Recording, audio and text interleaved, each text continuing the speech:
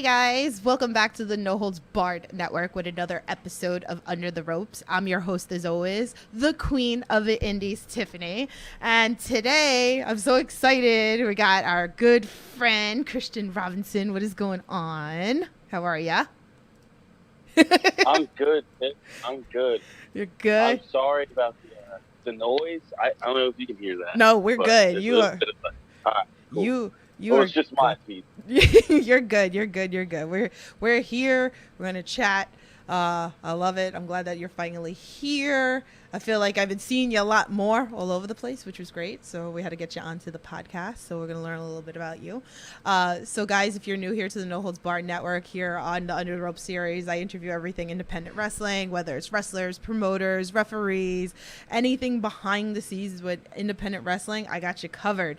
If you got questions for Kristian, please feel free to drop them in the chat. If you want to talk about cold nachos, which we'll get into later, we will do that. So I love it. I love it. So, but let's start off. I like to start off all my interviews off so we get a little to know a little bit more about you. But how did you get into professional wrestling? Wow. So, all right. So if I'm being honest, I never really remember not liking wrestling. Mm-hmm. So I have 5 older brothers, Oh wow. much older. So when I was born, the youngest out of them was probably like 7 years old, and then the rest were like 12, 13, 17. So I don't really remember not liking wrestling. Like my first ever wrestling memory Mm-hmm. that drew me to wrestling was playing Just Bring It. Oh wow. And Chris Jericho was actually my first ever favorite wrestler because he had long blonde hair and he was a rock star. Like everything about him in that moment, I was like, this guy is the coolest guy in the world. My dad, he plays guitar and he loves rock music. And when I was coming into, I guess, my own, and this is mine, I'm like 2 or 3. Like my first memories of life were just like guitars and like just singing, listening to Prince, Oh. So that's like my first introduction to wrestling was honestly just like seeing Chris Jericho. And the inner me always wanted to be a rock star. Like I'm still consider myself a rock star. Mm-hmm. But yeah, that's the first memory I have liking wrestling. That Yeah. that's so Never awesome. looked back. Wow. And here you are. So like what was it like, like with your training, what was like the decision that got you like, okay, I want to be a professional wrestler? So I've always said when I was a kid, I always thought that like I wanted to be a wrestler, but like just looking at how life was and I guess the examples around me, you never really think you can do that. Mm-hmm. Like especially as you get older, like and you start to see how hard it is, Mm-hmm. what people really go through, not just in wrestling, but trying to accomplish anything that's like Mm-hmm. I'll say worth accomplishing. Like it was things where I was like, I don't know if I have what it takes, which I know sounds crazy here now, but yeah, I was like, I didn't know if I have what it takes to be a wrestler. Mm-hmm. But I've always stayed a fan. I actually thought I'd be like a pro skateboarder when I was really young, and I found out real quick too that's so you can't just like Yeah. you gotta be on it. You gotta be willing to get hurt and all that. But I'll say sophomore year, I got really into podcasts, not just wrestling podcasts, but Mm-hmm. podcasts in general. I think 2014, 2015 is when they really started to become like a thing, at least for me. Right. Like I know recently people have started really just finding out more about podcasts and indulging in time in them. But Mm-hmm. for me, being in school and just like riding the bus, riding the train to go skate, Philly or whatever, like I'd always be listening to wrestling podcasts. I remember hearing Daniel Bryan on The Art of Wrestling, which Mm-hmm. is Cultivate podcast. He was like, I couldn't I couldn't live myself if in 10 years I saw a bunch of people on TV being wrestlers, knowing that could have been me. And hearing someone like Daniel Bryan say that, which at this time, even when he first started, he may have been small, but people knew that he was going to be, people knew he was going to be great. They might not have known he was going to be the Bryan, Bryan Danielson. Like, they might not have known he'd be what he is today. Right. But people always knew he'd be great, especially like that time listening to this podcast, I would listen to as much stuff as there was around. And people who had anything to say about Daniel Bryan or the American Dragon, they were like, yeah, like this dude might have been small, but he was the hardest worker. He never gave up. He was there. He was talented, and he had a gift. Like, yeah. And he didn't explain all of that part about him being talented on the podcast. But he just said, like, I couldn't see myself. I didn't want 10 years to pass and for me to be watching TV and see the people on TV now. I could have been doing that or better. And I have Raw on in front of me right now, and that's like the truest thing ever, Yeah. Like, and Seth Rollins cashing in at WrestleMania 30.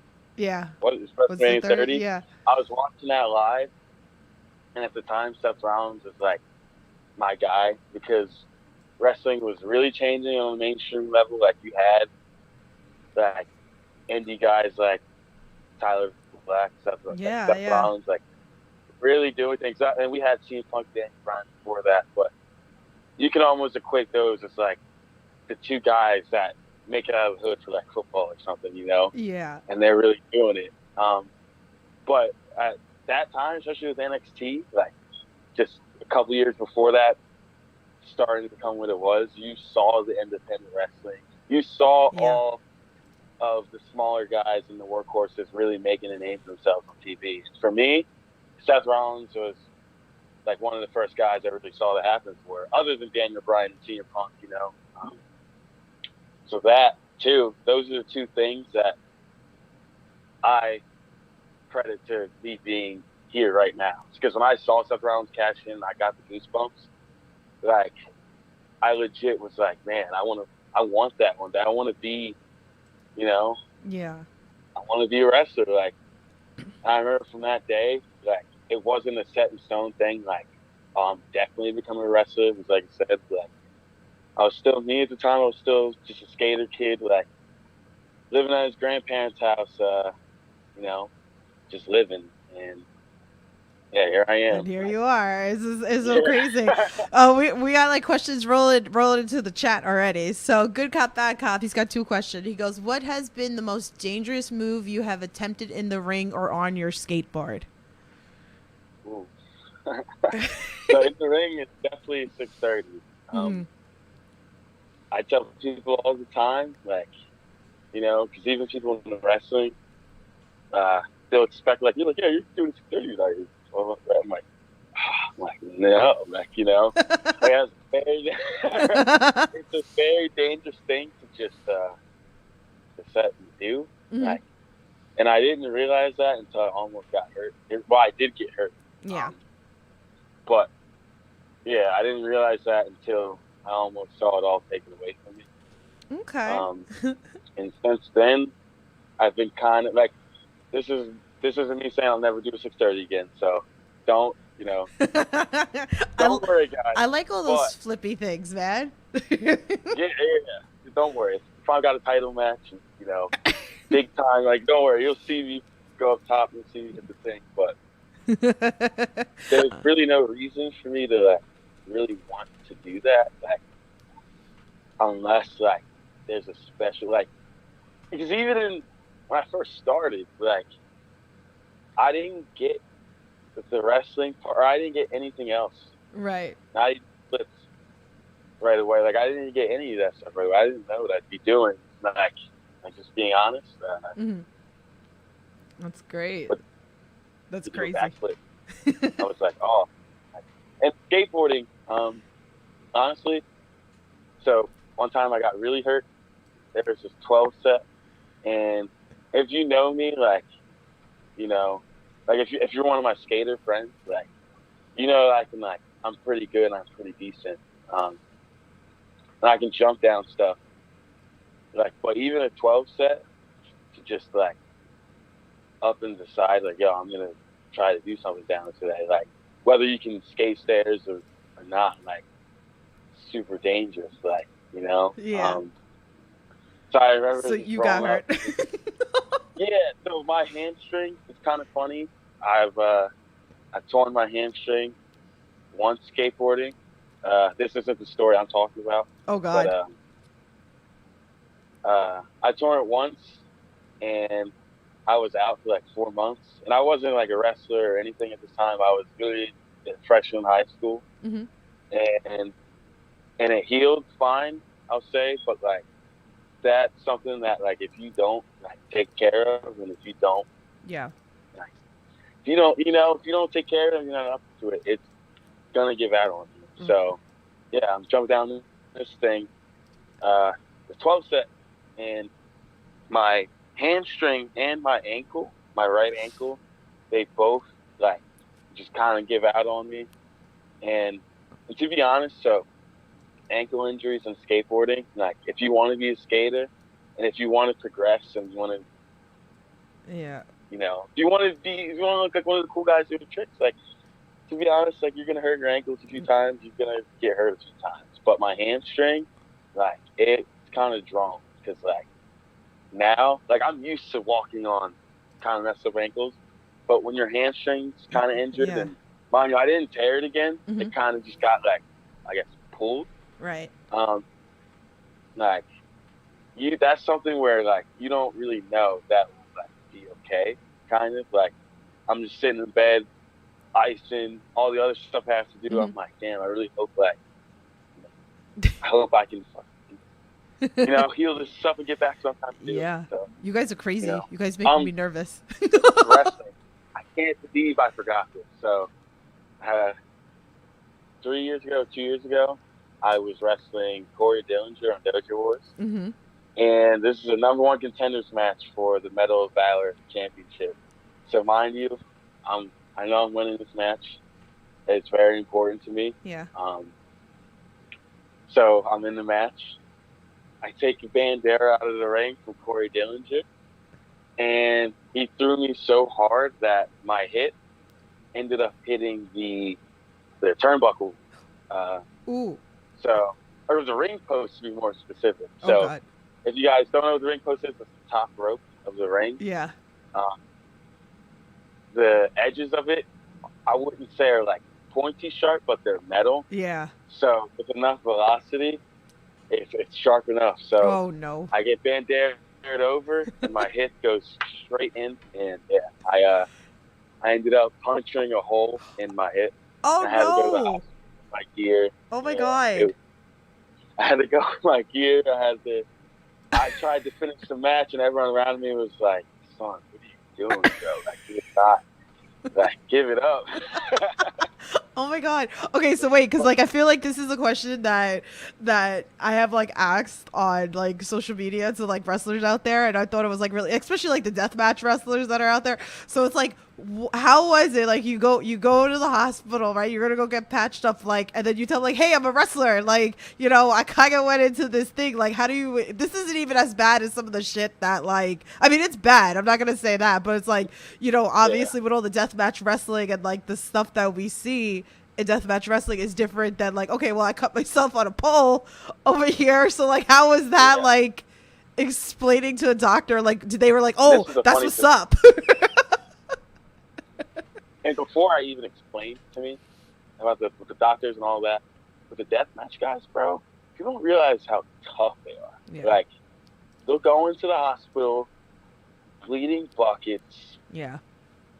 Just gas, whatever on their arms, on their face, finger half torn off, and they're probably more composed than I was. Just like, oh, fine, like, and just a hats off to those guys, because like, what I'm talking about isn't even like, I had to get stitched up and I have a hole in a mark in me, but it's nothing compared to what those guys. Yeah, they bust their ass. What their bodies do. So they crazy. Before anyone even puts that in the same. Yeah.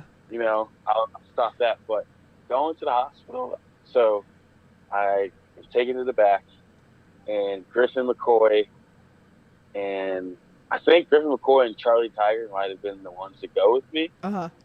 And Jordan and Pat, they came after, like a little bit after. But I'm in the car, and I'm like, oh my god, like fuck is this? This is the worst pain. I might as well have gotten shot. Like this is the worst pain I'm feeling in my life. Like there's a hole in me. There's blood just gushing out everywhere.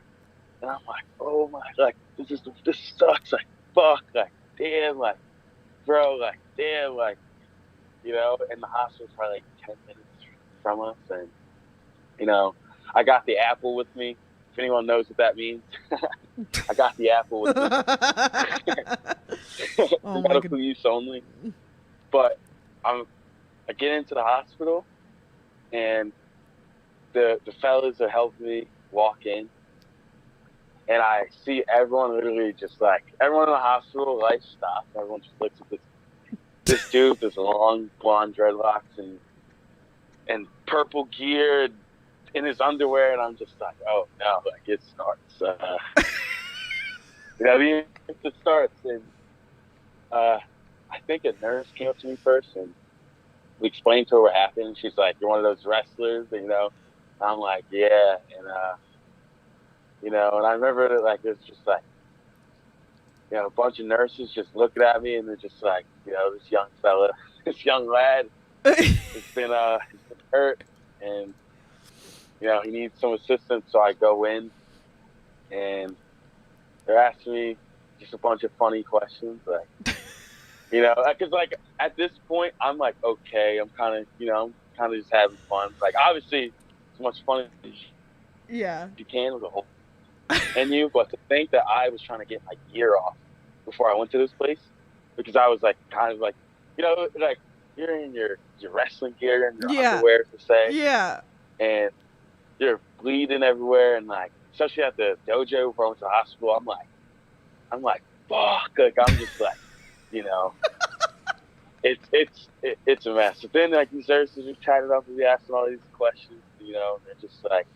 you know, and then the one young nurse, the older nurse goes like, hey, there's a young fellow over here, pretty handsome young fellow that needs some assistance. You know, so I'm talking, I'm like, oh, call handsome. And then this nurse comes in, and it's like the most beautiful person I've seen ever. It's so funny. And I'm just here, just like in my wrestling gear, just sweaty, bloody. I'm just like, oh, you know.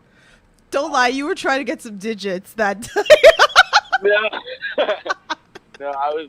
So you can go back to Instagram now, and so there's a picture of me in the hospital bed in my gear, just bloodied. Yeah.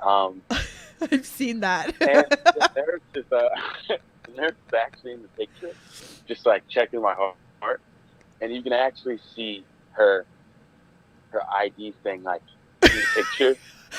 So the comments are really just like, I hope you got Amanda's number. Whoever's number, I'm like, oh, no. I look at the comments, and it's just like the funniest thing. It's like, literally all of the comments are like, wow, I know you got hurt with that. You know, if somebody actually knows who it is and then like clips this part and sends it to her, imagine, and then like you get like a message like, hi, I was the one. Someone do it, you know. I mean, hey, you can definitely, it's on there. You might have to go back to the 200 posts, but it's me, same purple gear, just like, you know, just like, I'm hurt, guys. Like, I'm dead. I'm okay. That's great. Yeah, I think those are the worst stuff. That is one of my favorite stories now. I love it. I love it. I'm gonna get to your question after my next question, good cop, bad cop. So like I like also to get the opinions. Obviously, you know, I've seen you live, and you know, I've watched your stuff, and I know a lot about you. But for a fan that's never seen you wrestle before, what is a match that you would recommend them to go watch to, like, you know, support you? Ooh. So for me, right now even, the match that popped my summer off, and it's on YouTube for free, which is crazy, because I always feel like my good matches are not on YouTube. It's at Paradigm. It's my debut at Paradigm Pro Wrestling. It's me versus Eli Knight and Chase Holiday. Mm-hmm. And for any of you guys that know my stuff and know, I guess, what I'll do in the ring, like, might not be that crazy to some people, but as wrestlers know, no matter where you go and no matter what you've done, you still always have to prove yourself to people. Yeah. And this is one of those matches where, you know, I did my thing. The crowd went wild. I went viral for it. But I wouldn't say it's like some of the craziest stuff I've done. I would just say it's like a really good match. Yeah. A really good match that people have finally got to see. Like, that's a lot of people's first match of mine that they've got to see. Yeah. And that match literally upped my brand this summer by, I can't even tell you, like, that match just upped my brand so much. Yeah. So that's one. Anyone who's ever watched any podcast or anything I've ever done, they know this one's coming. Mm-hmm. Me and Griffin McCoy at Dojo Wars Super Show. Mm-hmm. He's one of my best friends. I think people that know about me are just really well versed in my wrestling life. They know Young, Dumb, and Broke. Oh yeah. You know, those are my best friends in wrestling and life. You know. Yeah. But that match was, again, kind of like I said about the Paradigm match, but even much more at this point. I had a lot to prove to people. Yeah. And deservedly so. And Griffin, especially where we've come from, like, there's a reason why people look at him in the highlight. And it's because he really is good. And it's because he really is a student of the game. He works hard. He does. Yeah, people don't know that about him. We'll talk about it later. But yeah. Again, that's one of those matches where the best was brought out of me, and it's noticeable. I got 630 this dude through a door, which when I watch that back now, I'll never. I got. He's like, nope. I don't know what possessed me to do that.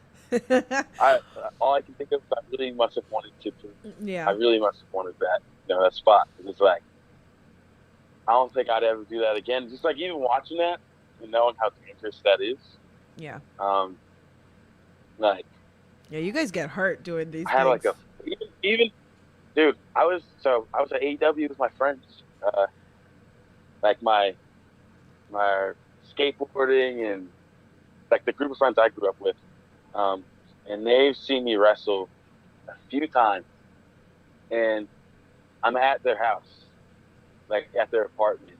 Their roommates who don't know me, we just got back from AEW, and we're just back at the apartment, you know, a couple of drinks.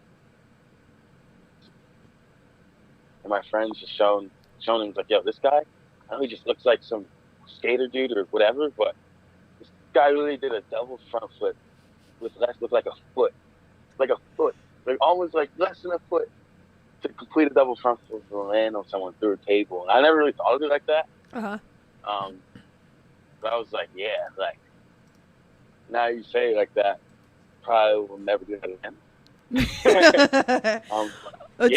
It's interesting to watch that stuff. Where I was like, yeah, that's the match where if you guys can, just watch that back. And I'd say one more. I'd say me and that match you might have to go pay $10 on IWTPC. But even with all the Sean Henderson Presents matches that I've had over the past year, a lot of them have been with people that have started before me, that have started after me. Mm-hmm. Some people I can kind of help as well as it can help me too. But Reed is. Yeah. I remember he was 20 matches in. Yeah. Less than 20 matches in. Main event match, over 15 minutes.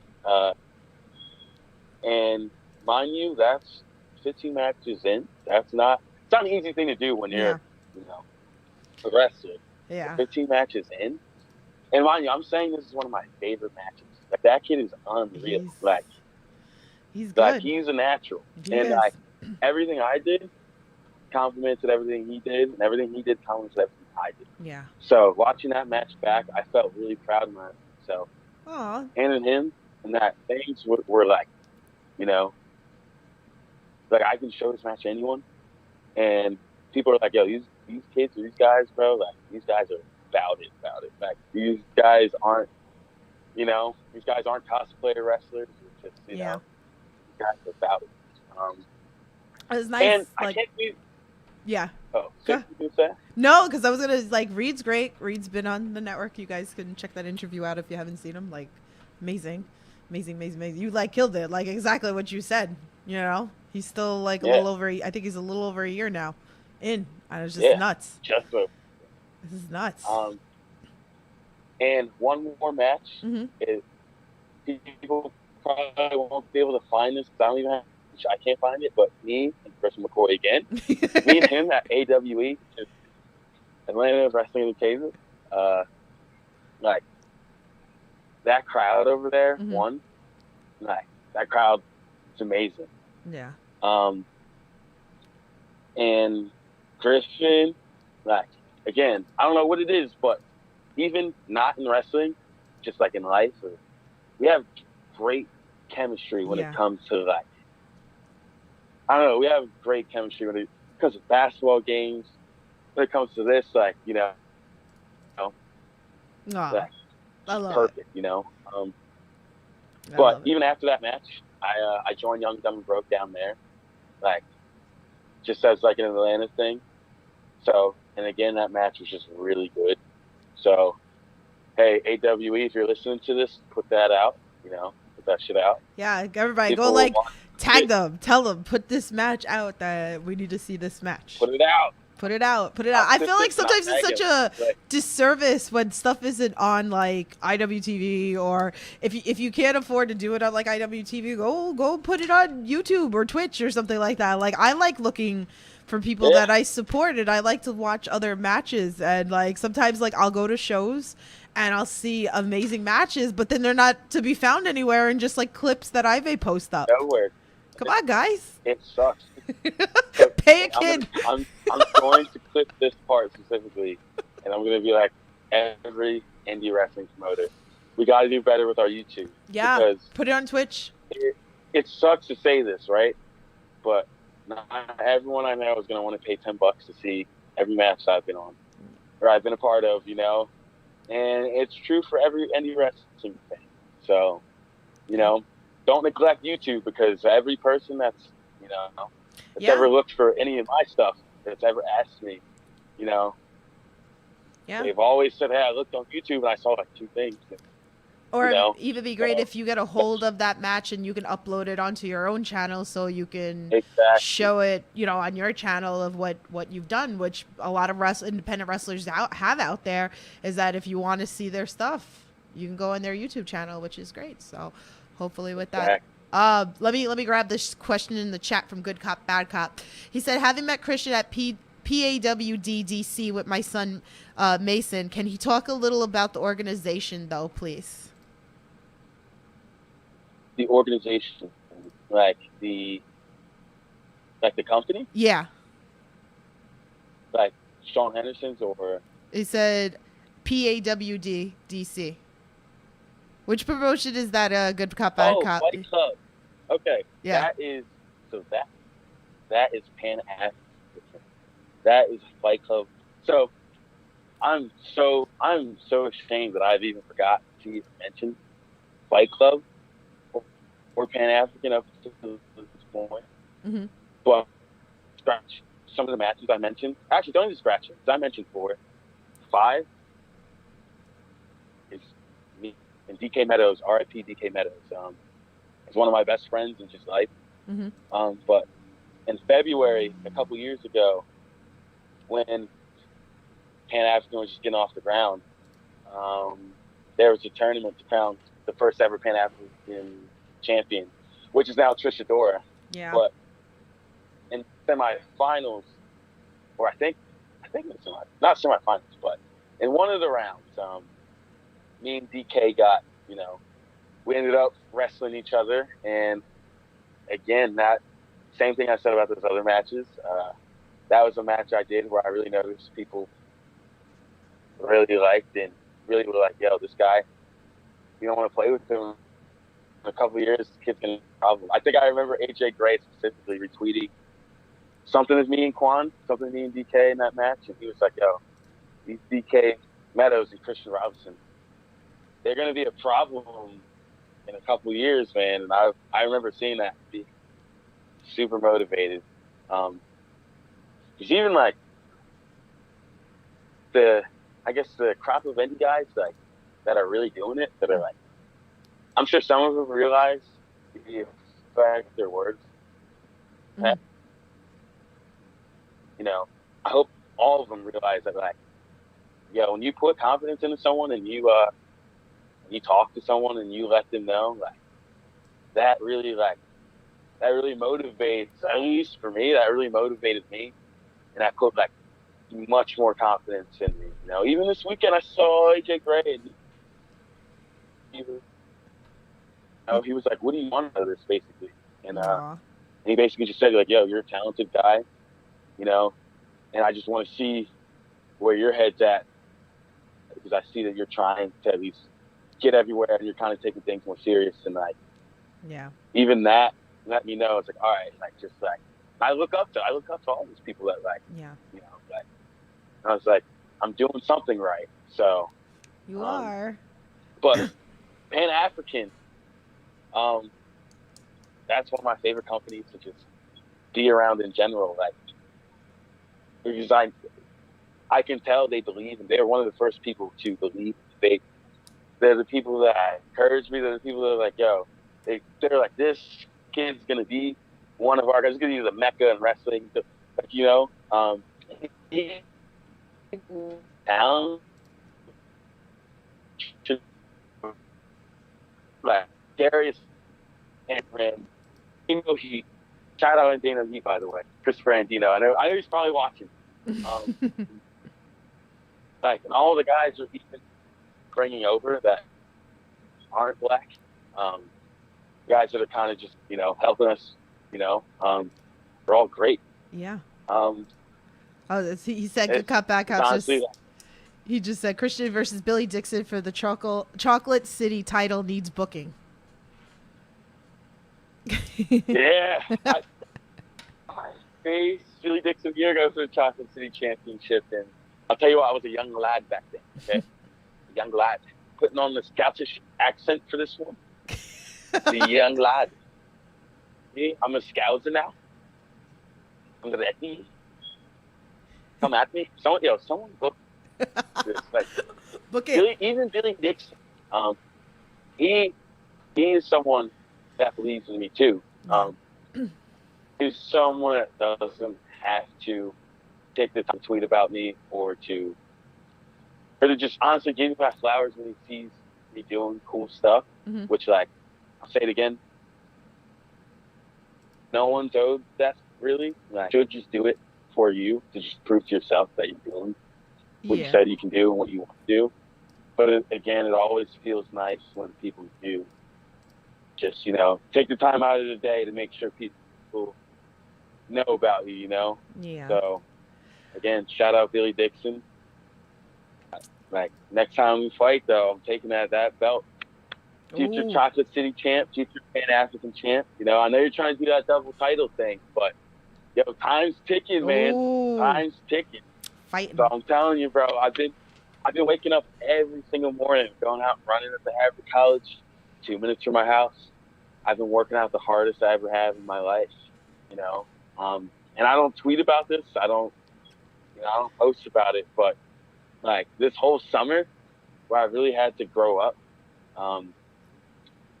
you know, I've really turned it up. Like, you know, just in everything I've been doing, every aspect of life. Like, I've just been trying to make sure that I leave every day better than the last. So it's amazing. You know, Billy Dixon will see where you are. You know, when the time comes. Oh, snap. When I get that opportunity again, I ain't losing, and I'm not trying to lose. So. There you go. I was, let me say hi to our friend Derek from Unsanctioned Pro. What's up? He put a little winky face with the free match. He goes, but you have Unsanctioned Pro coming up.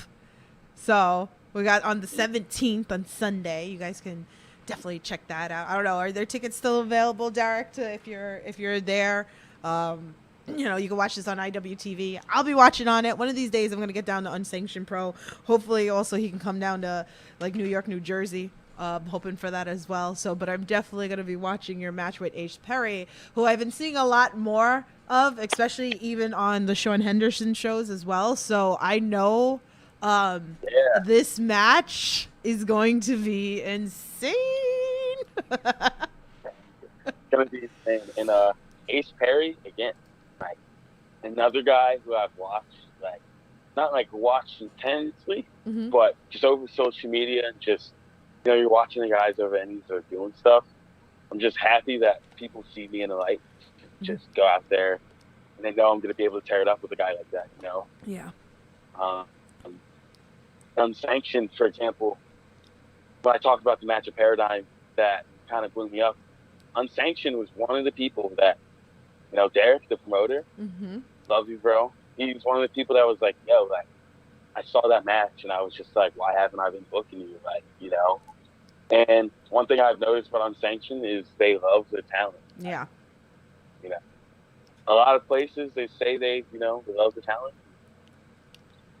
But like Derek, I know everything I've asked for and everything that I've talked to him or expressed to him has been received well, and he's tried his best to make me feel welcome there. He's let me know like, you're family here. Even from like the second Unsanctioned show, I was with Young, Dumb, and Broke, and I came out with him. I did my, I was a part of the gang that night, and I 6:30'd and dipped. I did it, Pat and Charlie, they needed some extra help securing the win. Had no problems with the pros, They helped me get to this point. So I was like, say that. Like, I'll pull up 6:30 and dip, whatever you need. And I did that. Got the crowd bumping, But I remember even that night, he thanked me and was like, I don't have any cash to give you, just on his, he didn't have any cash in person to give me, but he was like, I appreciate you, thank you for even doing that, and that even now still means a lot to me. But even in that moment, especially when you're just starting off, people make it abundantly clear that they don't have to thank you or appreciate what you do specifically, because you're young and you're just starting off. But Derek has never been like that, So really, if you're not following Unsanctioned Pro, follow Unsanctioned Pro. We've had Derek here. We've had Derek on the network. He's great. I love it. Like I said, I got to get to one of the shows. I mean, there's so many damn shows. It's so hard. And it's like, but I still support even when I can't physically come to the shows. But definitely. So he just said in the chat, if you guys are listening on audio or wherever you're listening to, he said that there's less than 40 tickets left to see live. He goes, it'll debut on IWTV the following Sunday. So great stuff. And I love it because, definitely check it out. He said, we are both super new. Haha. hey, but we're both going to be taking over the independent wrestling world. Hell yeah. Dude, so, hey, it don't matter how long you've been doing it.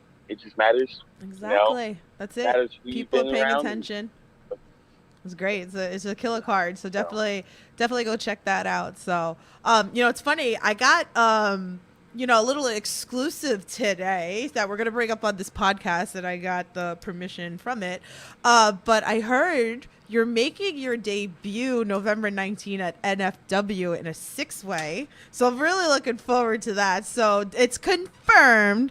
But if you guys want to know who's in the 6-way, you have to make sure you follow the NFW social medias. So how do you feel about this? I feel like so. I was at the GCW weekend. You know, I was at the showboat. And Cody, he comes up to Young, Dumb, and Broke, and he's just like, "Hey, you know, I've been trying to book you guys for this next upcoming thing. You know, if you guys know about NFW, you know, they're part of the whole spiel. So he's just confirming, and I'm in the middle, kind of just in between Pat, Griffin, and Charlie. So I'm kind of just, it's literally just so awkward because I'm in the middle, like I'm the ringleader, you know, but no one's talking, no one's even paying attention to me. Here, and I'm kind of just like, you know, trying not to look awkward. And Cody stops next to me and he's like, "And you know, while you're here to kill two birds with one stone, like, you know, how would you like to make your debut for NFW?" And I was like, "I'd love to make my debut for NFW, you know." So I'm excited. So Cody, if you're watching this, thank you, bro. I love it. But yeah, like, it's cool to even be at the point, because even while Cody was talking to these guys, mind you, I don't know if this guy even knows who I am, you know? Yeah. Like, I think a lot of indie wrestlers feel like that, which can be discouraging in a lot of situations, which is why you might not even see a lot of people in a lot of places. But that was a moment where I realized, like, oh, you got to give yourself a little more credit. Like, people, they might not say anything, but they know who you are. Yeah. No, like, so. I feel you. Hella excited. I feel you, because even like in the podcast world, I'm like, nobody knows me, but then people coming up to me and telling me, you're, you know, like, yeah, even like you, when you saw me, like, you're like, yay. And so I think the one that really got me is I've listened on and off to your podcast, and that's with everything in my life right now. A lot of things I'll be listening to, and I'll stop and, you know, I'll get back into it. But I was listening for a little while, and then I saw your Big Red interview, and anyone who knows me, they know I love Big Red, you know? Yeah. And Big Red is literally like, he's just one of the guys in wrestling that's like, he's a great guy. Like, if you know him, you know. Yep. He's a great guy. But as soon as I saw that, I tuned in. Actually, and I didn't even get to see it live, but I watched it after. And I really got back in. And then you started interviewing my boys, you know. Yeah, so I had to go with I was like, I was on the chat. So I was like, you know, cold nachos, jelly, basketball, you know. I love the fact that, like, you guys, like, going in, like, all the time on each other, that you guys come into the chat. Yeah, honestly, a lot of people probably won't even think. So, because my friendship with them, like, you know, we're all, like, tight. Yeah. Like, and it gets tight to the point where, like, we'll be places where we're roasting each other. And, of course, we'll always, some of us will go too far sometimes, and we'll hurt each other's feelings and whatever. But, like, you know us, like, we're kind of funny, man. We like to roast, like, you know, we don't get to roast other people because, like, you know, obviously when they're not, like, in your friend group, you don't want to, like, just, like, you don't want to go too overboard. Yeah. For someone you don't know. But, like, all I know is I can tell them anything. I can say anything about them in front of anyone. They're not there. They're probably going to think I'm roasting them. Like, roasting them. But they don't even know those are, like, literally, if I didn't meet those guys in my wrestling career, I probably wouldn't sit. It's just matters of talent. Obviously talented. Obviously have what it takes to be a wrestler. But even me, to the point to where, like, I couldn't, like, I'm just growing up, like, this summer in a lot of aspects of my life. But I wouldn't have been able to get to shows because they live near, like, me, Kristian, and Charlie, we all live in, like, a 10-minute radius. It's great. But, like, if I didn't have that, like, 3-4 years ago, I would have been done. Yeah. I don't know how to drive. Like, the people around me when I first started training, they kind of thought I was stupid. So not a lot of people not a lot of people come to me necessarily to be my friend. So No. but No. yeah, that's when I first saw your stuff, I was like, oh, this is a good, like, you may not have all of the viewers yet, but you set yourself apart from all of the people that are kind of on your level, because you're doing a video call, which people might not realize when they don't do the video call, but like when you can really like see someone's face and see how they are while talking and explaining, and Yeah. it does wonders. And I'm sure you know from being in this, Yeah. like, you know, like that really helps. You know, you have good graphics. Yes, I've been like getting a little bit better with my graphics. I love like how I did for you. I got like really excited. I was like, okay, we got to get this psychedelic thing going on, like, you know, like kind of vibe. I had to do like the neon green and purple eyeshadow today for you. Like, I'm all geared up for Thank you. My interview. It looks great. Thank you. And everything else, like in terms of your presentation, I think a lot of people can get wrapped up in just like, oh, let me ask like how they started wrestling and whatever, but they don't know that, like, especially me being a wrestler, like no matter what form of entertainment or artiste that you do, like the art is almost second and your presentation is almost the most important part. It's like, you know, I can't tell you how many people from the eye test, you know, Yeah, have given me just like, oh, like, you know, like what was this kid like, you know, what's so different about it? Mm-hmm. So that's something that like I saw right off the bat, and I'm like, well, you know, she's going extra hard to make sure, besides like the actual doing it is you know, is good. So I like that right off the bat. And if no one's ever told you that, then have, and just Thank you. don't forget about that. No, People, I really appreciate that. You know, I appreciate it. So it's just funny because it's like you were talking about that, like you don't think like people like, you know, may notice like know you, but they do know you. I'm on 1%. I'm gonna grab my charger. We're gonna die on the podcast here. This is amazing.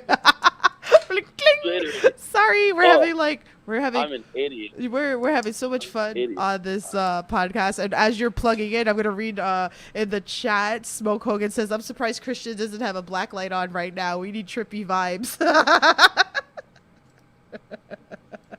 I love it. No, my sister actually does. That's her room. She's got like, you know, she's got the cool colors and all that. But I've got the orange, you know, yellow light. There you go.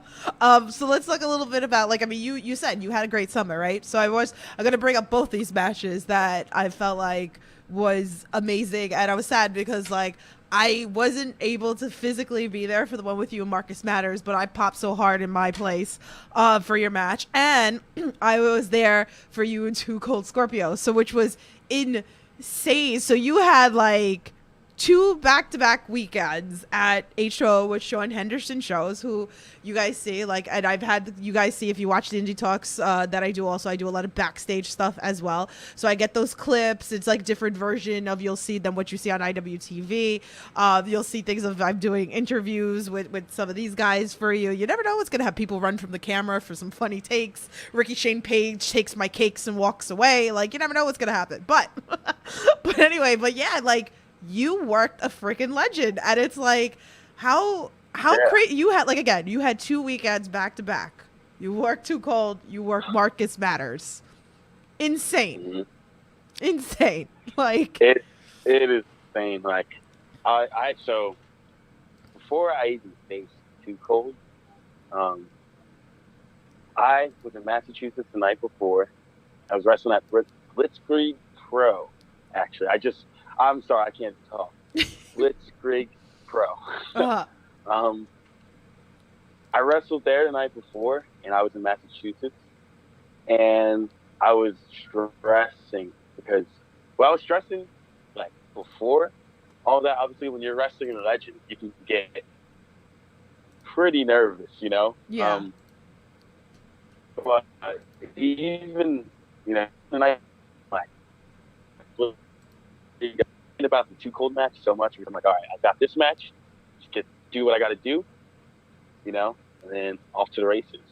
Yeah. But I finished that match, and I'm like, oh man, like tomorrow is the day I find out like I can't do this. Like I'm having such bad like imposter syndrome. I'm like, dude, like I'm facing Too Cold. What am I doing? Like I'm facing Too Cold tomorrow. Like, man, fuck. Like, dude's a legend. Like I did his seminar.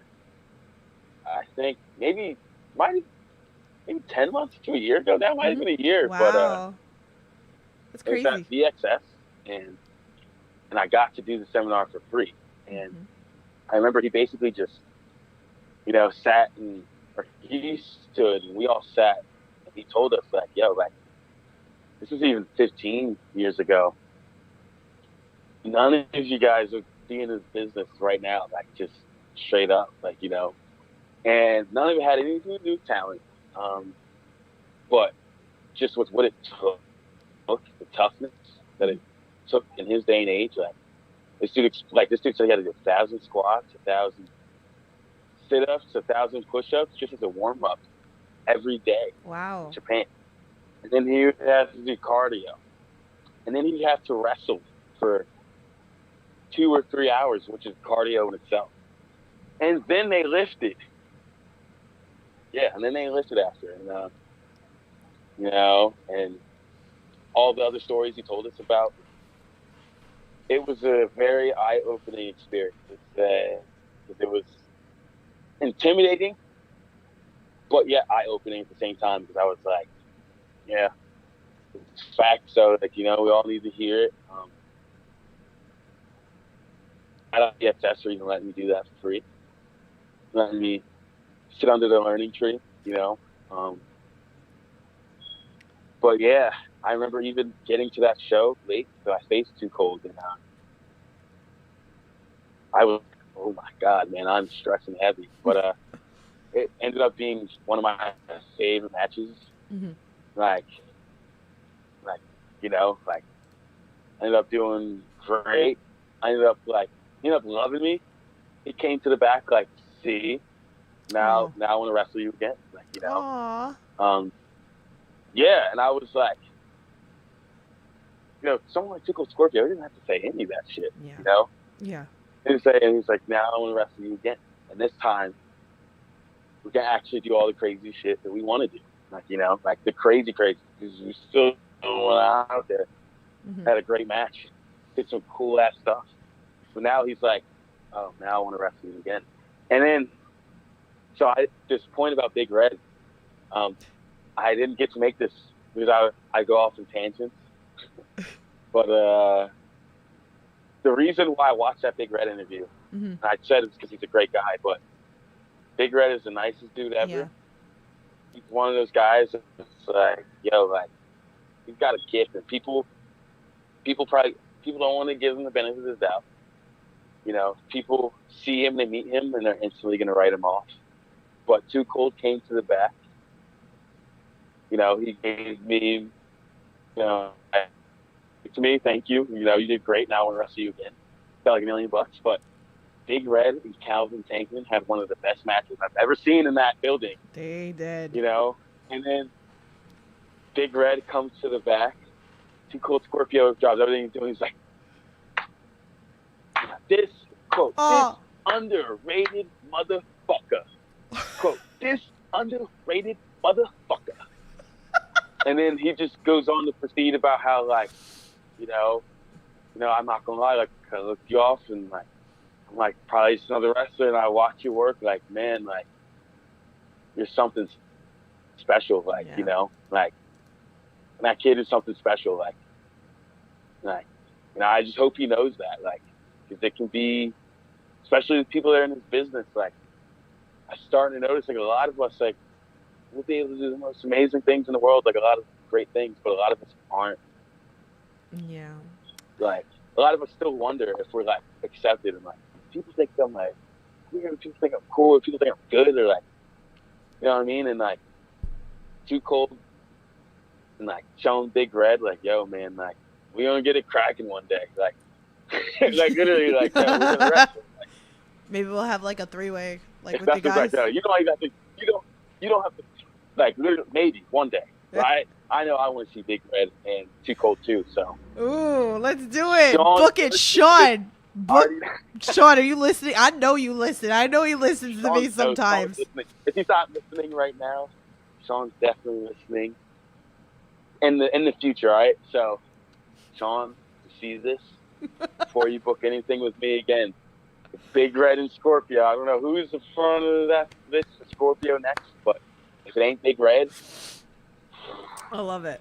I love doing these interviews, and it was funny because I was talking to Cody about this earlier because you never know who's listening to the podcast, and people do listen and stuff, and I love having these conversations with you guys because you never know what's going to come out of your guys' mouth, and you know things are just so genuine that rolls off of you guys, and stuff about like matches that you want, and you know you guys put each other up, and these are the things that as a podcaster that I'm so here for, because at the end of the day I'm still a fan and I'm still going to support the hell out of all of you guys, and I pop so hard, and like you know, like I'm so proud of you guys. Like you guys are so like all you guys could be all my sons, all you kids, like the H2O kids. You got, you know, like you're so like you could all be my sons. Like that's the joke with everybody. All my friends, they're like, these are all your stepsons, pretty much. So you're like adopted as his stepsons too. So anyway, but like it's just so cool, and like again, like I said, I appreciate all you guys. And you guys are amazing. So it's like, I just, you know, again, like all these matches that we're talking about, and there's so many more because we can go on and on and on with the podcast, which is great, you know, but you know, you keep killing it. I mean, like, is there a goal for you? Like, okay, instead, you know what? I'm not even going to go end goal for you because like, you know, we don't know when that's gonna be, and usually it's always like the same answers, like, oh, TV time or here, whatever, like that. So let's put it like this. Is there a goal for you within the next year? Yes. And I can say a big time goal too is like, so even when I started, obviously I still feel this in my deepest heart of hearts. Like I want to main event WrestleMania for the world title. Like, you know, if that instinct isn't in you in terms of like, yeah, or if that feeling is in you instinctually, like, and again, that might disappear for some people in terms of when they get along, and they realize there are other things in wrestling, you know, and you're still moving the needle and you're still affecting people's lives. Not main event WrestleMania and all that, but I remember getting into this and I was like, yeah, I want a main event for a world title, and I want to be, you know, I literally, like I told you, Seth Rollins, watching him cash in, really get bumps in like, to the day I die, that'll be him and Daniel Bryan. Like, that'll be the two stories I tell that the reason I'm in this business. Like straight up reason where like I told myself, like, all right, like, I gotta at least try. Like, you know, so that's in me. Right. It's kind of changed because even when you get in this and you realize like, you know, you don't have to main event WrestleMania to be a bona fide legend. Yeah. And to be one of the top fives even, you know, you don't have to do that to really make a difference. So that's kind of like an unrealistic, unattainable goal, I'll say. Yeah, it's something like you said, everybody kind of would want that, you know, but like, let's think realistically if it doesn't happen. Yeah.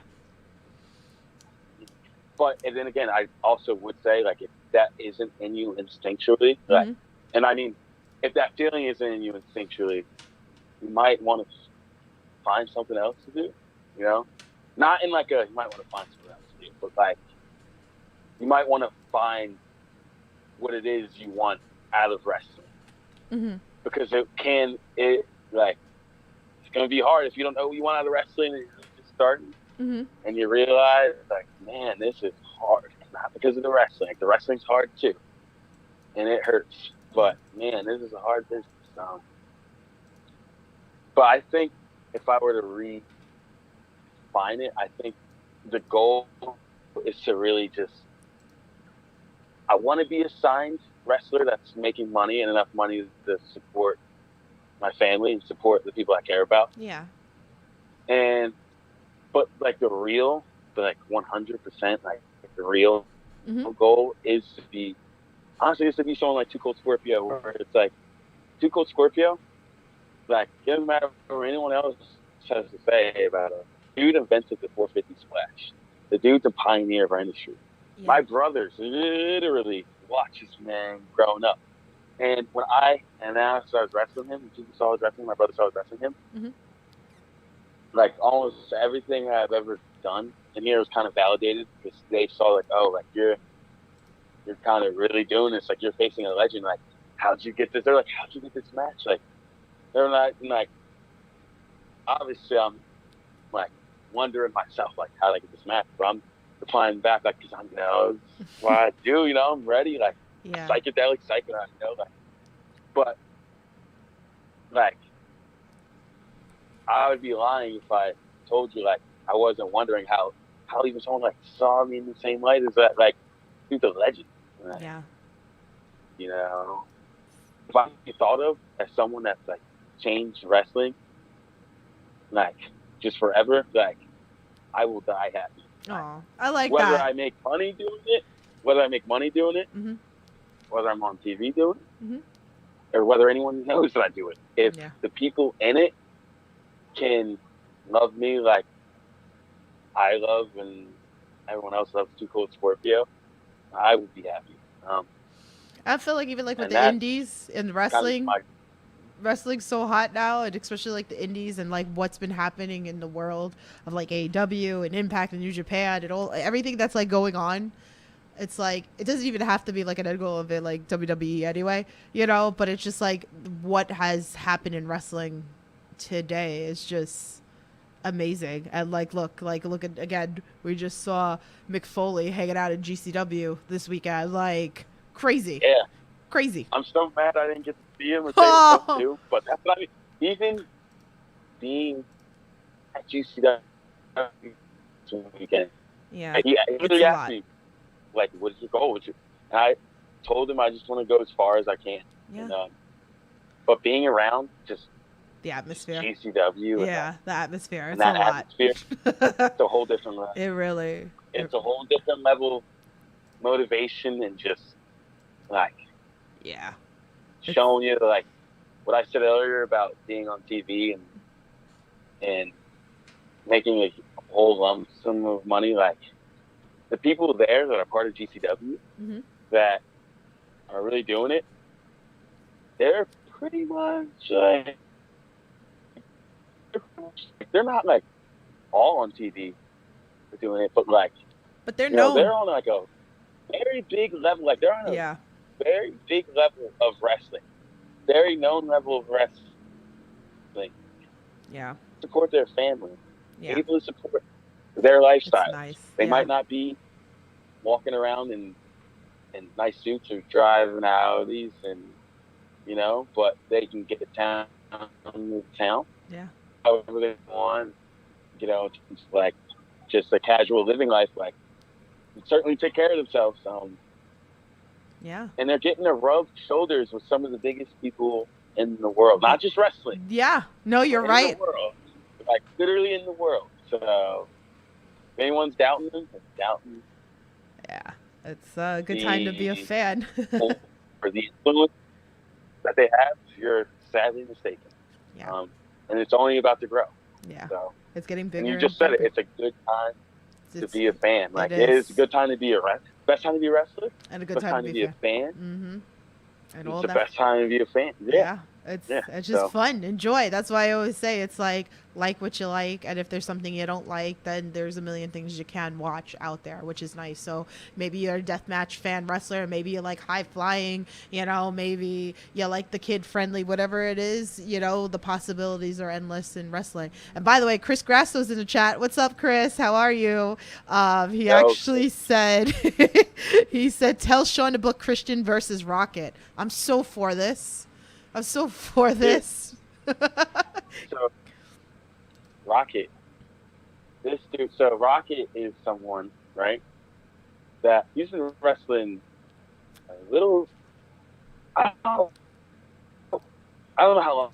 A little less than me, but then again, someone that has really like taken to wrestling like fast and like I haven't gotten to wrestle him yet, but even just seeing like I remember maybe 5 months ago, a few months ago, I saw his Instagram, and I'd always known who he was because he would hit me up time to time and be like, "Yo, you're awesome," or whatever, and like I was like, "Thank you, my dude." And then I saw his Instagram; he was doing similar stuff to mine, and I remember, just being like, "Wow, like this kid's unreal," like like, and even like I say he's doing similar stuff to mine, but there's similar stuff to me. This kid is way more athletic than I am. Like, like he does a gainer corkscrew as like his It's nuts. just as his introduction, like when you're announcing his name, like it's nuts. and I can't touch that. Doing a 630, he probably I'll do 630 every day. Like yeah. He's great. Again, that kid's unreal. He's great. That kid's unreal. So, again, from a kid with dreads from Philly, it's in the wrestling. I have nothing but respect and love for him. And we're gonna be able to tear it up soon. Yep. I've make that list. Your name to people out. So I got a list. I'm gonna start making lists. Leroy Robinson. I know these H2O Leroy boys. Robinson, Yeah, Leroy Robinson. He's got that undiscovered. He's got that undiscovered championship belt. He's the undiscovered championship. And he is coming on this Friday on Under the Ropes, so we can talk with the champ this week. So I'll bring it up on the podcast that you want to match with him. I got you. And I told him, and to be honest, I don't think he believes me. Right. So I heard that he's a fellow Psychonaut also. Take for whatever you want what that means. But a black guy, a Robinson, a fellow Psychonaut, what's not to love about this guy, But so I think it was when I wrestled, I don't even remember who it was that wrestled, but it was at a Sean show. And then there's a match going on. I didn't want to disrupt anything that was going on, so I asked Leroy, I was like, "Dude, if you think you could grab me that bottle of water that's over there?" And he grabs for me, and I told him, like, "Yo, you're Robinson. Like, I want to wrestle you. Like, I really want to wrestle you." And he was like, "Thank you." And I could tell he probably was just like, "Oh, he's probably trying to be nice." But we're gonna talk about it. I'll tell you this right now. I'm a nice guy, whatever. And people are like, "Oh, he's so chill," but I'm not gonna tell you I want to wrestle you if I don't want to wrestle you. Well, I'm gonna bring it up. We're not gonna clip this. We're not gonna clip this. We're gonna bring this up this Friday at 2:00 Eastern time, guys. Me and Leroy. We're gonna talk about this. We're gonna see how he feels, and I'm gonna ask him. We'll be like, "What do you think about like putting that undiscovered title up?" And I've. Oh. I don't know. He was that. No, but I've watched him wrestle before, and again, I was sure he was going to be a capable wrestler, but what I saw from him, I was like super surprised. If you watch that, I think it was Undiscovered that was at. If you watch that show back, watch his match, you can see me. You can definitely see me like popping for him, cheering for him. Aww. I'm sitting with Charlie Tiger, we're just like, I'm like, this guy's Robinson. Look at him, But it's great. Leroy Robinson, whenever you're ready. Let's do it. Whoa. There's a mosquito in my room, some kind of bug. Oh man! All right, so you know what? Let's go to a final. Let's go to a final question. And then we're gonna wrap her up, and then again, obviously we'll see you around. We'll do some more backstage stuff when I see you at some shows and stuff like that. But I do like to end my interviews the same way with everybody. I always like to ask everybody, like, you're in the business, so for inspiring and amateur wrestlers out there, what's like a piece of advice that you would give them? Oof. man, just give it up with the excuses or whatever the fuck you think you can't do this. And you know what? I'm going to tell how I got into this. So I told you how I was like, oh, it's Jerry's favorite wrestler. Always wanted to be a wrestler growing up. Never thought I could. But the day that I did my tryout, the night before that, I didn't wake up like, oh, I'm going to do my tryout. It came out of the blue. Like, my grandmother was like, yeah, whatever it is you want to do, like, if it's that wrestling thing, call them, because, like, you're not just going to be sitting here all day skateboarding, smelling like medicine. You're not just going to be sitting here and just doing nothing. So call that place and see what it is you need to do. And I did call them in the place with CCW. I called them, and DJ Hyde answered the phone. He was like, why don't you come in today, basically? And then I was like, today? Like in a couple hours? Like, Caught you off guard. And I told my grandmother, and she was like, today? Like really? Like, today? And I was like, yeah. And I could tell she didn't really want to do it. Like, then I think she was hoping I would, like, go out and look for a job or something at that moment. Because she was basically telling me, like, yo, like, it's about to be the end of the summer. Your birthday just ended. My birthday's on the 23rd of August. So after my birthday, the grace period of being a bum kind of ended. So, yeah, so, they're like, all right. I'm done. So they're like, all right,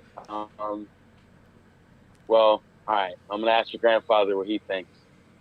And my grandfather has no say. My grandfather's the nicest guy in the world, but this is the house my grandmother built.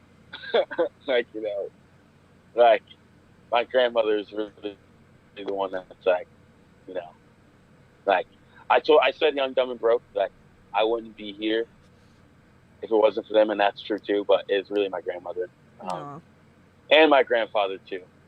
But my grandmother is really the one I was like, all right, we out, let's go. Aww. But if it was, like, up to me, yeah, I would have waited 3 years before I even started to train to be a pro wrestler, just because of what I thought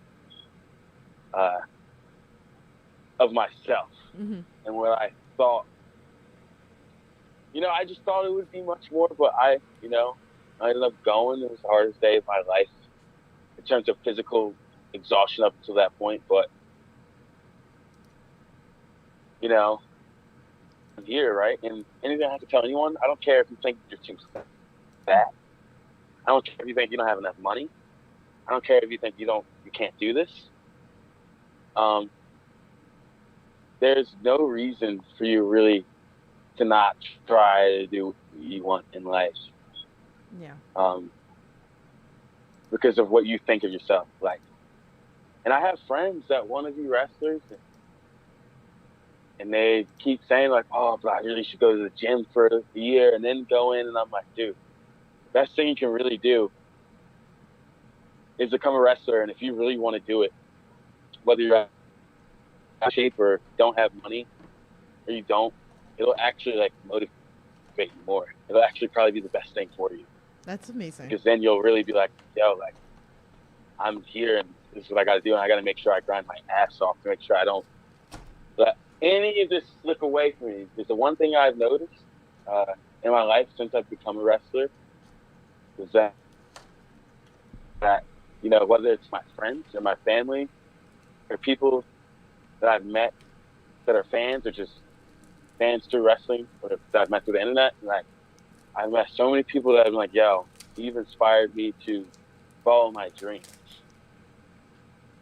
Whether it's wrestling, whether it's some of my friends that are just like, yeah, I wanted to be a rapper, I wanted to start a business. And to be honest, I really never thought that much of you. Like, not in that way. Like, because like I said, these are my friends, but like, that someone like me can go out and and follow my dreams, like they know that they can do it too. Yeah. And that's not a backhanded compliment at all. That's not a slight. Like, anyone who's watching it's like, if you think you can't do it, like you can. You just, you just haven't found the right resources to believe in yourself yet, I'll say. So if there's any aspiring wrestler or aspiring anything out there, the first thing you need to do is just make that first step and let it all guide you, bro. Because like I said, if I didn't call, I don't know where I'd be if I wasn't. I don't know where I'd be if my grandmother did not say to call it. Because I promise you, I was not calling it on my own. I would have waited until I had a 6-pack abs, until I was huge and to do it, because that's what I thought you needed to be. And like that's not true at all. Like, you can be a bum off the street, but if you are mentally tough and love this, and people recognize that, like if you don't give up, you will get somewhere. So that's amazing advice. I have. No, it's great advice. Like I've seen fans like, finally follow some of their dreams and become a wrestler. So like that's why I like asking these questions, and I love ending all these interviews off in a positive note. And like even with you just saying that it isn't even just mean in wrestling, it's just everything else too. Like that you said, it's just really motivating. So thank you. Like I appreciate that like so much. So tell everybody where they can find you if they want to follow you, support you, all that fun stuff, so they can give you some love. So my Instagram is trippin_balls, 3 L's, 1 S. My Twitter is Christ610, which is KHRIS 610. I don't think I have anything else that I'm tripping balls on YouTube. Yeah. I don't have that much stuff on YouTube, but I think we mentioned earlier we're gonna bother people getting the matches for you to upload onto there. And this isn't even, and I'm sorry for even I guess singling out promoters, but wrestlers, me included. Yeah. Let's get on our shit, man. Let's get that YouTube popping. And that doesn't mean you have to do the vlog thing and make videos. Just put your clips up. Put clips up. Yeah, that's what people think when people give them advice about social media, and they're like, I don't want to do vlogs. I'm like, dude, no one's telling you to do that. We're just saying, just put videos up of you guys. You are doing, put videos up of you just doing stuff. Even this, man, when I first started putting up the skateboarding clips, like on my Instagram, my Twitter, because like when I first started like getting around, and I think people thought I was pretending to be like me, because like what you see is what you get, right? Yeah. So on camera, it could very much seem like, like a character, or just like, and people are like, you're just pretending to be some dude, and like, but no, I really am the psychedelic psychonaut. Like, I really do trip balls. I really do skateboard. But when I first started posting the skateboarding clips, I noticed that people really got on board with like me, and they really started to take me to liking to everything I was doing. Like, do it. And I built a little bit of a niche following, because they're like those skater wrestling fans. Like, there's just a little bit of like, there's wrestling fans, of course.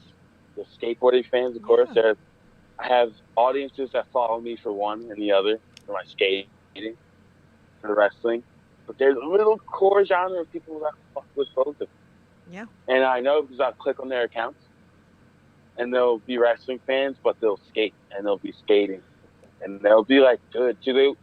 Like, it won't be like, oh, I'll ride a skateboard and, I have a skateboard. Like, no, it'll be like real skateboarders, like real life, like, I can meet them and be my best friends, because like how much we'll bond over skateboarding, knowledge, skateboarding, and they love wrestling, So, and people told me I should first post my skateboarding clips. I was like, people saw how much it helped me. Like, I can't believe I wasn't doing it before. Like, like I actually stopped skating when I trained because I wanted to be more like a wrestler. Mm-hmm. Like, straight up, like everything that is me, that's about me, I wanted to strip away. So, There you go. I'm sorry to get it on a tangent again. Go, You're good. but You're good. But the point is like it's very important, and it's kind of cool because people also want to learn a little bit about you too. So just because you're a wrestler, you're just like me and the fans out there and everything else. So it's interesting to learn a little bit more about you. So. Awesome. So you guys do that out there. It's how important social media is as well. So, and they got people like me that takes clips of you guys, which I have taken clips of you and tagged you and threw it on social media as well. So, everybody's important. Help everybody out. So, but Kristian, thank you so much for hanging out, getting to chat with us, getting for the subs and all our fans and friends to listen and learn a little bit about you. Guys, definitely go check out Unsanctioned Pro coming up this weekend, and NFW is coming up. Is there anything else coming up for you as well that show-wise that I'm not thinking of? Something that I can say right now. Okay. Is, so that's why we got to follow the social media. I will say this. Yeah. Follow Pan African Fight Club. Follow Paradigm Pro. Follow Unsanctioned Pro. And follow Sean Henderson Presents. Yes. Those 4 guys. I wrestle a lot of other places too, but those 4 companies, they believe in me like they're my grandmother, like they're my, and they've been there to let me know that, So the 4 places, I haven't even been seen at Paradigm in a couple months. I'm sure that'll change, but from the conversations I had from everyone there that runs it, and why I've been brought in, they're one of my biggest supporters, and so I can't thank them enough. Blitzkrieg Pro, other places, like really anywhere I've been, I'm sure I'll be back. So make sure you're following him, and make sure you're following him. Yes. Follow him. Yes, follow him, and you'll support. Hey, a couple of non-wrestling shout-outs. My friend John Profit and Jim Gillespie. Those are the guys I was at AEW with.